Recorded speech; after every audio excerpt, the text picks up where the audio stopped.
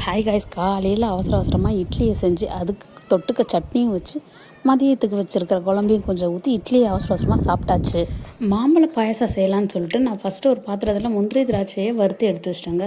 அப்புறம் ஜவ்வரிசையும் தனியாக வேக வச்சு எடுத்துக்கிட்டேன். ஏன்னா பெரிய ஜவ்வரிசியாக இருந்ததால் அதே பாத்திரத்தில் திருப்பி ஒரு ஸ்பூன் நெய் விட்டு அதில் சேமியாவை சின்ன சின்னதாக உடச்சி போட்டுக்கிட்டேன்.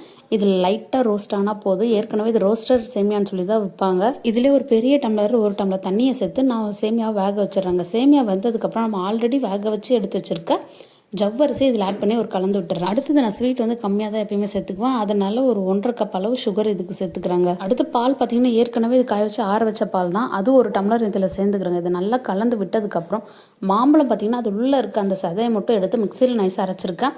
இதையும் சேர்த்துக்கலாம். நான் இங்கே கொஞ்சம் நல்லா தண்ணி விட்டு அரைச்சிக்கோங்க. நான் ரொம்ப திக்காக அரைச்சிட்டேன். ஃபைனலாக ஏற்கனவே வறுத்து வச்சுருக்கேன் முந்திரி திராட்சை இதில் ஆட் பண்ணிவிட்டேன். நம்மளுடைய மாம்பழ பாயாசம் ரெடி.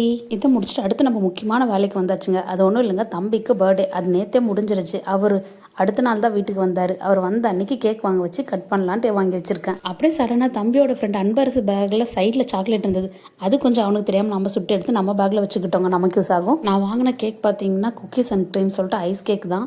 அருண் ஐஸ்கிரீமில் வாங்கிட்டு வந்தேன். நார்மல் கேக்கில் நம்ம அழகாக நேம் போட்டுக்கலாம். நமக்கு பிடிச்ச மாதிரி ஏதாவது எழுதிக்கலாம். இதில் ஒன்றுமே பண்ண முடியாத வெறும் பிளைன் கேக்காகவே கொடுத்து விட்டுட்டாங்க. தம்பி கேக் கட் பண்ண ஸ்டார்ட் பண்ண உடனே முதல்ல பவுலை எடுத்து கொடுத்தது நான் தாங்க. எனக்கு கொடுறேன். ஆனால் அவன் என் கையில் இருக்க பவுலை வாங்கிட்டு போய் அம்மாவுக்கு ஃபஸ்ட்டு கொடுத்துட்டான். தம்பியோட ஃப்ரெண்டு அன்பரசு அவன் ஒரு பவுல் வச்சுட்டு உட்காந்துட்டு இருந்தாங்க. இவன் கேக்கு வேணும்னே கம்மியாக கட் பண்ணுறதை பார்த்துட்டு, மச்சான் நீ கட் பண்ணுறது பொறுத்து தான்டா நம்ம நட்பு வளர்றது, இன்றைக்கே கட் ஆகிறதுன்னு சொல்லி அப்புறம் பெரிய பீஸா வாங்கி சாப்பிட்டாங்க.